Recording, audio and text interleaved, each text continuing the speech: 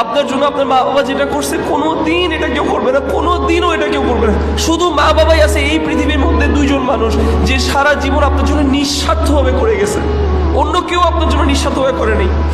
আপনাকে যেই মেয়ে বিয়ে করছে, আপনি যদি আজকে রাস্তার ফকির হইতেন আপনাকে বিয়ে করতো না। আপনি যদি বিশ্বে একটা ছেলে হইতেন আপনাকে বিয়ে করতো না।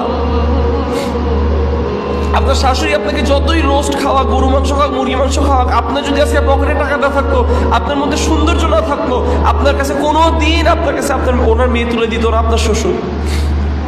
আপনার বস আপনার যত ভালো, আপনার দিনী ভাই আপনার যত কিছুই হোক না কেন, শেষ পর্যন্ত সে তার নিজেকে চুজ করবে, আপনাকে চুজ। কিন্তু আপনার মা বাবা নিজের সব কিছু ছেড়ে দিয়ে হইলেও আপনাকে ধরে রাখছে। আপনি পুঙ্গ হইলেও আপনাকে পালছে, আপনি পাগল হইলেও আপনাকে ঘরে, আপনি জন্ম হয়েছেন মেন্টাল সিকনেস নিয়ে, তাও আপনার সাথে আপনার মা বাবা লেগেছিল।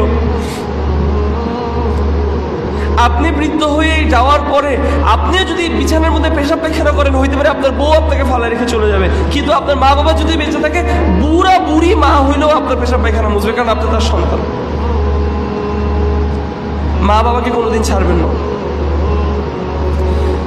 মা বাবার শুকরিয়া গুজার আমরা কিভাবে করব? তাদেরকে বেশি বেশি ভালোবেসে এবং তাদের জন্য দোয়া করে, বেশি বেশি দোয়া করে, এটা করে আপনি আপনার মা বাবার শুকরিয়া গুজার করবেন,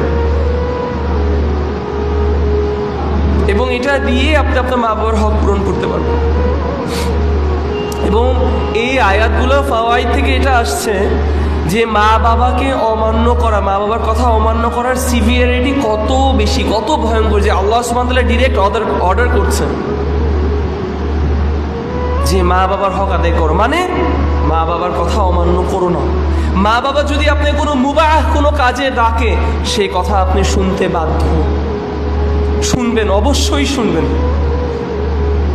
ঝগড়া করবেন না, তর্ক করবেন না। মা যদি পছন্দ না করে আপনার লাল কালার কাপড় পরা, অথবা আপনার সবুজ, বাদ দেন, দরকার নেই আপনার ওই লাল কালার পাঞ্জাবি পরা।